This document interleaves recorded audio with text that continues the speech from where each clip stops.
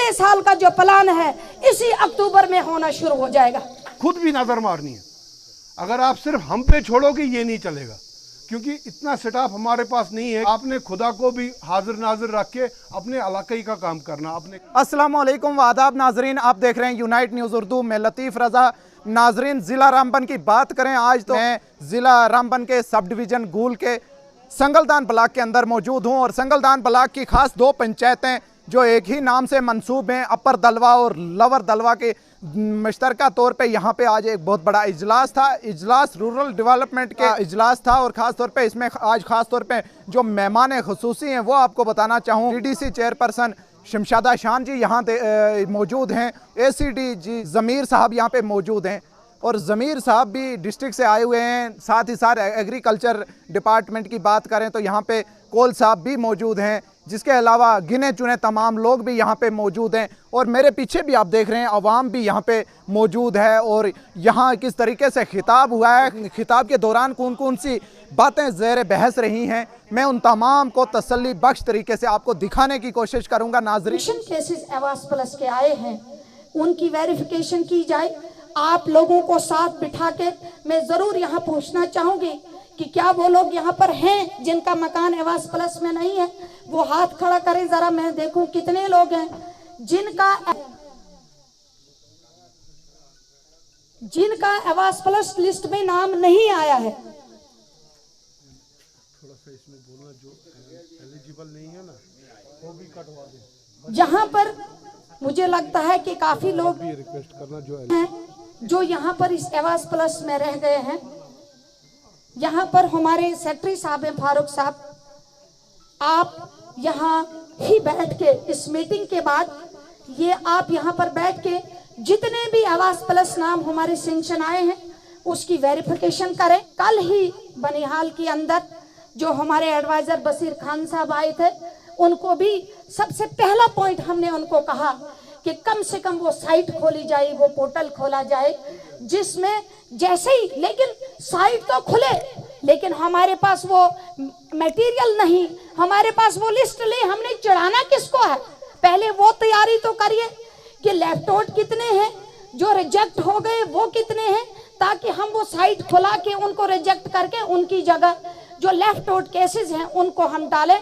ये फारूक साहब की जिम्मेवारी बनती है और फारूक साहब के साथ साथ पूरे जितने भी सेक्रेटरी साहिबान यहाँ बने हैं, क्योंकि आज हमने दलवा अपर लवर की मीटिंग ली है।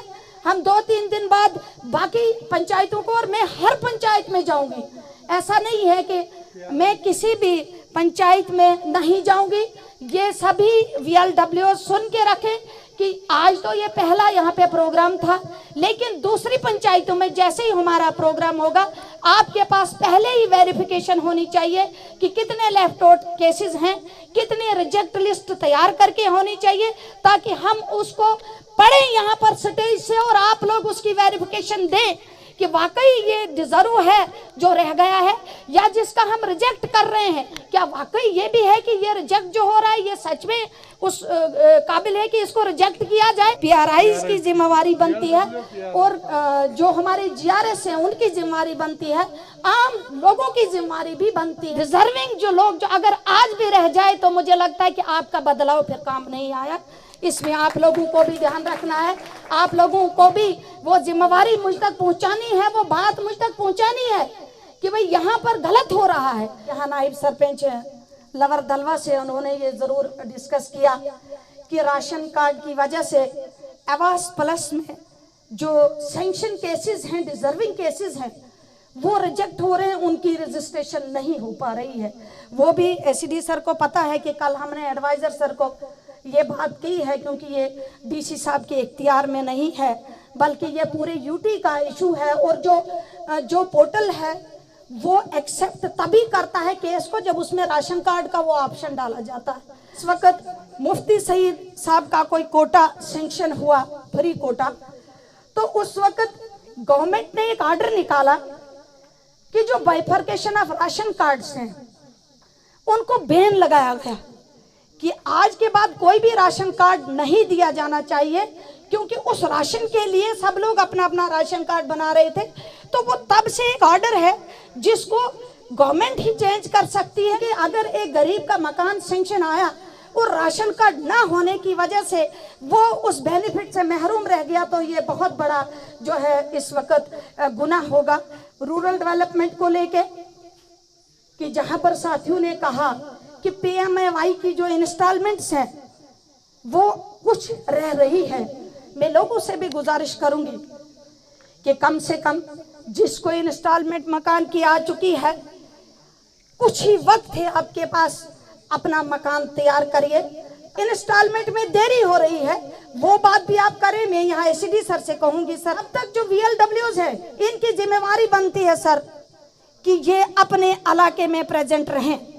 जब भी VLW को फोन किया जाता है तो उसका फोन स्विच ऑफ होता है, या तो वो रामबन में बैठा होता है या तो वो घर में बैठा होता है। तो आज मैं इस मंच से ACD साहब के सामने ये जरूर कहना चाहूंगी कि आज के बाद मैं VLW के उसकी पंचायत में देखना चाहूंगी। जैसे हालांकि मैं एक पॉलिटिकल वे से एक चेयरमैन हूं, लेकिन मेरा भी ऑफिस है। मैं जिस दिन किसी पब्लिक फंक्शन में नहीं जाती हूँ उस दिन मैं सुबह यहाँ से जाती हूँ और शाम को अपने ऑफिस में बैठ के वापस आती हूँ। तो VLWs की ड्यूटी बताई जाए, या इनकी ड्यूटी पंचायत के अंदर है या इनकी ड्यूटी BDO दफ्तर के अंदर है या इनकी ड्यूटी रामबन आपके ऑफिस के अंदर है। क्योंकि लोगों की बार बार शिकायतें आ रही है कि VLW को हमने देखा नहीं। तो अगर कहीं दे मजलिस बुला भी लेते हैं तो सिर्फ सरपंच कोरम को बुलाया जाता है, आम आदमी तक इंफॉर्मेशन नहीं पहुंचती है। बहुत कम वक्त था ताकि हमें प्लान तैयार करना था, वरना हम इस ईयर के प्लान से महरूम रह जाते। लेकिन आइंदा आने वाला साल मैं आज इस मंच से जरूर कहूंगी, मैं इस चेयर पे रहूं या ना रहूं, लेकिन जरूर अगले साल का जो प्लान है इसी अक्टूबर में होना शुरू हो जाएगा। ये कोई मीटिंग नहीं थी, एक ग्राम सभा था जिसमें हमने इस साल हमने क्या करना है वो हमने दोहराना है। वो आप लोगों को पता होना चाहिए कि रूरल डेवलपमेंट में क्या क्या स्कीमें हैं, कौन कौन सा काम है, इस साल किस स्कीम में हमारे डलवा में क्या आ रहा है, इसका मुआयना होता है। पिछले साल हमने क्या किया, इस साल हमने क्या करना है। सबसे बड़ा आप लोगों का मसला है PMAY जो आवास प्लस अब आ रहा है। आवास प्लस में मैडम के इंटरफेयर से पहले ही मैंने यहाँ संगलदान में अपने इन साथियों को, अपने ये जो मेरे स्टाफ है, इनको डायरेक्शन दी है। मैडम ने भी हर जगह हर फर्म पे, इवन परसों हमारा एडवाइज़र साहब बनाल में थे, वहाँ पे भी उन्होंने सबसे पहला पॉइंट जो था आवास प्लस में जो ड्रॉप हुए हैं उनका उठाया। मतलब इनको तो इनने तो पूरे डिस्ट्रिक्ट का उठाया, लेकिन मुझे पर्टिकुलरली ये पता था कि डलवा में ज़्यादती हुई है। वो किसी मुलाजिम से गलती हुई है, हो भी सकती है, लेकिन इसमें मैं आपको श्योरिटी देता हूँ कि जितने भी लोग मुस्तहिक होंगे, मुस्तहिक, और ऐसा कोई आदमी नहीं आएगा इसमें जो सबसे मुस्तहिक होंगे उनको हम ले लेंगे। हम गवर्नमेंट को, अब गवर्नमेंट ने भी, एडवाइज़र साहब ने भी परसों मैडम के जब बोला तो उन्होंने एग्री किया कि जैसे ही साइट खुलेगी हम इनको इंक्लूड करेंगे। इसके लिए आपको पहले मैडम जी का शुक्रिया अदा करना पड़ेगा। उसके बाद हमारा जो डिपार्टमेंट इस वक्त काम कर रहा है, आपको मैं थोड़ा सा तफसील बताता हूँ। नरेगा में 21-22 में आपको डलवा अपर में टोटल वर्क्स 29 हैं। इसमें से टेकन अप आपके जो उठाए हैं वो 17 हैं, कंप्लीट इसमें से 10 हो गए हैं। आपको पता होना चाहिए हमारी पंचायत में क्या हो रहा है हर एक बंदे को। डलवा लोअर में आपके 28 वर्क हैं, 23 कंप्लीट है, 10 ऑनगोइंग है, 23 टेकन अप है, 10 कंप्लीट है।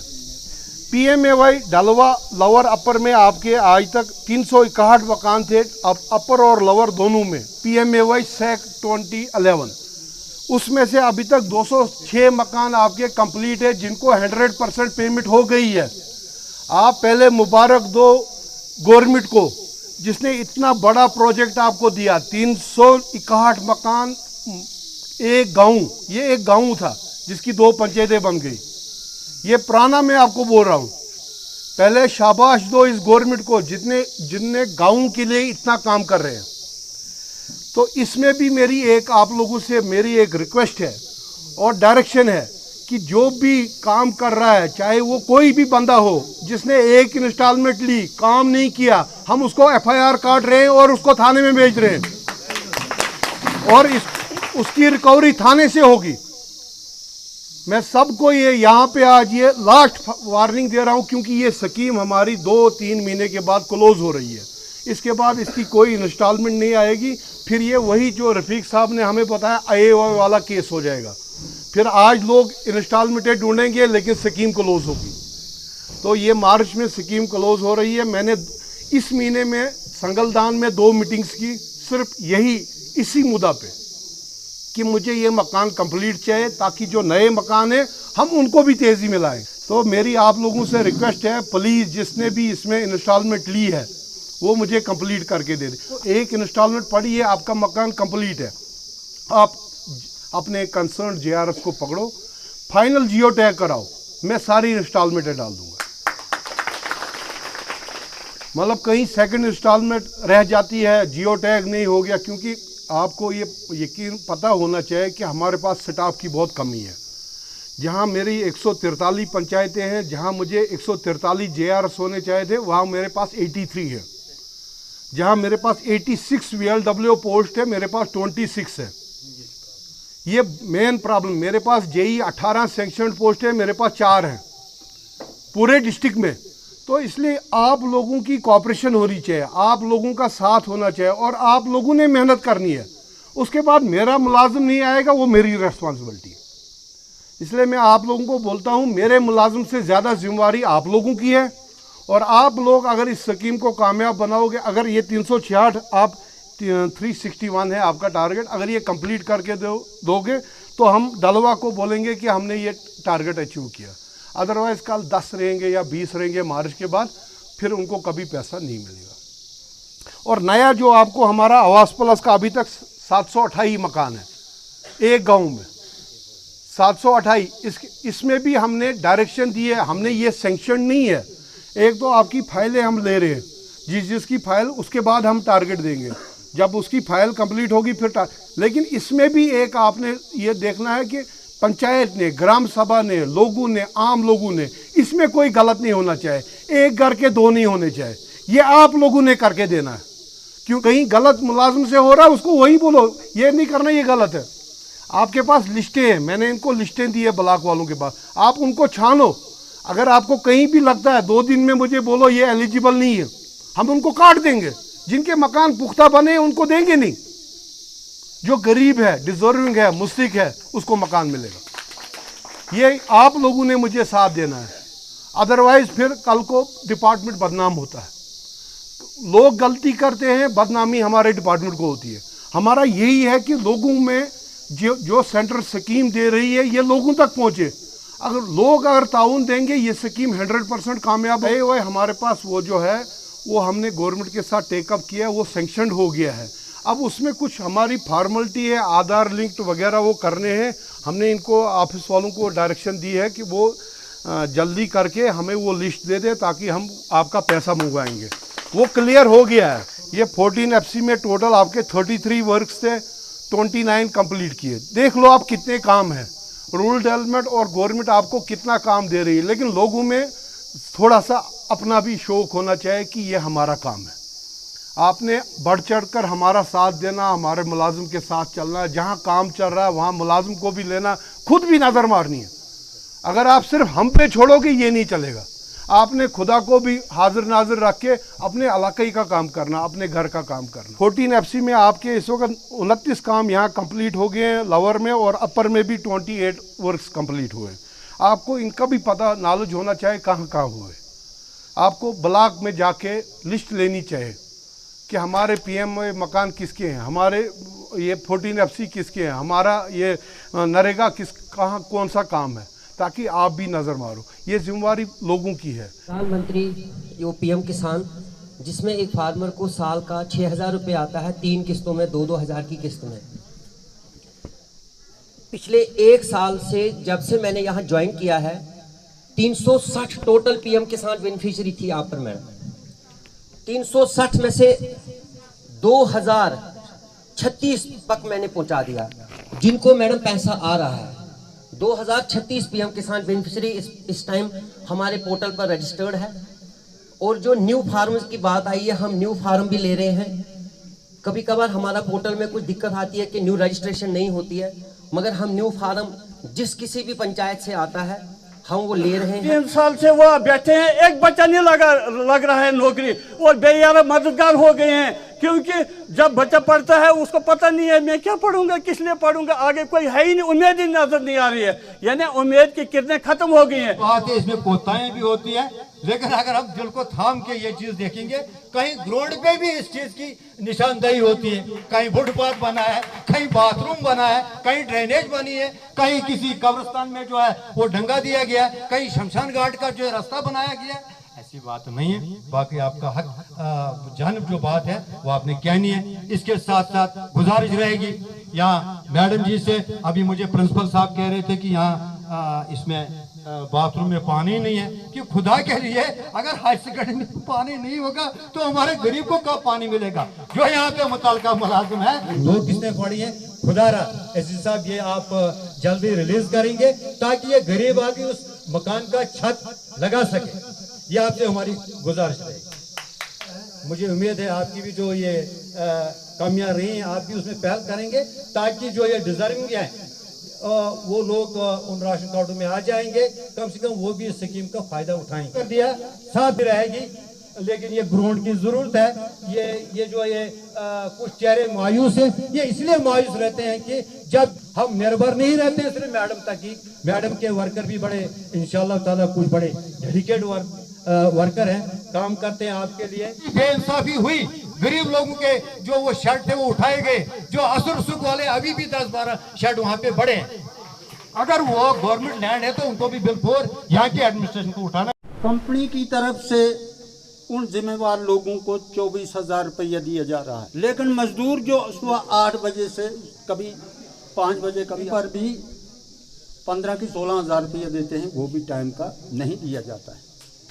आप ही अंदाजा लगाओ वो गरीब क्या करेगा बेचारा। तालियां बजाते थे जाकर या संगलदान में या जलसा गूल में होता था, गूल जाकर। आज के इस बड़े इजलास के बीच में जहां डिस्ट्रिक्ट इंतजामिया इसके दरमियान में मौजूद थे, जहां डीडीसी चेयरपर्सन ने भी बहुत लंबी तवील गुफ्तगू की, खिताब किया, उसके बाद में लोगों का रिएक्शन भी हमने जानने की कोशिश की। हम सुनवाते हैं लोगों ने क्या कहा। लोग रह गए हैं, इनको लिस्ट में चढ़ाया जाए, इनको मकान दिया जाए, गवर्नमेंट इनको देगी। जिनकी लिस्ट है बीपीएल है, अंत्योदय एपीएल भी कहीं लोग गरीब हैं, जिनकी लिस्ट आई है पीएमएवाई की, उनको मकान देने चाहिए। किसी का आदमी काटना, नाम काटना नहीं चाहिए, ना कोई काटना देगा। ये होगा कि कल अगर ऐसा हुआ तो हम कोर्ट कचहरी में खड़ा होने के लिए तैयार हैं। हमारा ख्याल ये है कि ये मीटिंग होने के बावजूद जो भाषण दिए गए उससे तो लोगों को तो यकीन दहानी हुई कि हो सकता है हमारा काम हो जाए। जो गरीब लोग हैं, हमारे जो मकान वगैरह हैं, गरीब लोग जो फरियाद करते हैं वो उनकी फरियाद सिर्फ बताने में है, सुनने में है, लेकिन काम ग्राउंड में कुछ नहीं हो रहे। तो चिराग तले अंधेरा ही है, क्योंकि जो वादे लोगों के साथ किए थे वो तो हमें आज ये महसूस हो रहा है, तो वो ही कागज के ही फूल थे। क्या रद्द अमल है इस बड़े प्रोग्राम के बाद आपका? थैंक यू रजा साहब। मेरा एक ही मानना है कि हमारा जो आवास प्लस का सर्वे हुआ है ये बिल्कुल ठीक हुआ है, इसमें कोई डिलीशन करने की ज़रूरत नहीं है। बल्कि कुछ लोग जो हैं जिनको पीएचई का एक टैग लगा हुआ था, 500 रुपये पे जो मुलाजिम थे उनको बाद में गवर्नमेंट ने उस खाते से भी निकाल दिया है, उनको एडिशन करना, और कुछ लोग जो रह गए हैं उस वक़्त या रिजेक्शन में कोई लोग आ गए हैं तो उनको इंक्लूड करना बहुत ज़रूरी है, ताकि पोर्टल खोल के उन लोगों को फिर इस आवास प्लस में लाया जाए। हमारी यही गुजारिश रहेगी ज़िला इंतज़ामिया से। इस चीज़ का खैर मकदम करता हूं, जो एसीडी साहब ने यहाँ आश्वासन दिया, हमारे डीडीसी चेयरपर्सन ने जो आश्वासन यहाँ पे दिया कि हमने ये बशीर खान साहब से, जो डिविजनल कमिश्नर यहाँ और इसके गवर्नर साहब के मशीर भी हैं, तो उन्होंने जब उनसे आश्वासन लिया है कि ये पोर्टल खुल जाएगा तो इंक्लूड जो है वो किया जाना चाहिए। इसके लिए हम बहुत बड़े शुक्रगुजार हैं। अगर इंतज़ामिया हमारे लिए, हमारे जो ड्रॉप आउट लोग हैं, जो बेनिफिशरीज हैं, जो डिजर्व करती हैं इस पीएमएवाई के लिए या आवास प्लस के लिए, तो सबसे पहले मैं आपका वेलकम करता हूं। साहब रामबन से आए, ज़मीर साहब और शमशादा जी जो यहाँ की रिहाइश पजीर है, तो उनका और सबका जितनी भी टीम कोरम आया था, इनका मैं बहुत तहे दिल से शुक्रिया अदा करता हूँ। प्रोग्राम तो चलते आ रहे हैं, प्रोग्राम होते रहते हैं, लेकिन अब देखना है ये हमें कि इस जो शमशादा मैडम जी के वर्ड्स हैं, हम आने वाले टाइम में कुछ ही टाइम में हम देखेंगे वो इन पे काम करती है या नहीं, इस पे काम होता है या नहीं। जो लोग रह गए हैं तो ज़रा उनको ऐड किया जाता है या नहीं। तो यहाँ तो सब मतलब इनके पास ही सारा कुछ है। जैसे ज़मीर साहब हैं या शमशादा मैडम जी हैं, तो यहाँ हम जैसे किसी GRS या VLW से कहते हैं, वो कहता है कि नहीं, तो पोर्टल नहीं पोर्टल देखा स्टेज पर जो हमारे लंबरदार जी हैं शेखर दास जी, उन्होंने तो ये इशू पहले ही उठाया, ठीक है, और उनके साथ पहले ही ये कमिटमेंट की थी हमारे चेयरपर्सन ने कि उन्होंने वोट भी उसी मसले पर लिया था कि नहीं, सबसे पहले मैं रेलवे की सही लगाम कसूँगी और यहाँ के लोगों के जो यूथ है उनको रोज़गार मिलेगा। और यूथ का जो है कि उन्होंने भी एक आइडियल बनाया हमारी मैम को कि नहीं, ये एक यंग लेडी है, नौजवान है, पढ़ी लिखी है, तो इसको अपना एक आइडियल बनाया कि नहीं ये काम करेंगी एक यकीन से, ठीक है। तो आने वाले टाइम में अभी कितना टाइम हो गया, वो लोग देख रहे हैं कि कितना काम हुआ और कितना काम नहीं हुआ। इजलास था और क्या कुछ बातें सामने निकल कर आई हैं, तमाम प्रोग्राम का खुलासा आपने देख लिया। आप लतीफ़ रज़ा को रखिए अपनी दुआओं में याद। मुझे दीजिए इजाज़त, आप देखते रहिए यूनाइट न्यूज़ उर्दू। अल्लाह हाफिज़। आदा।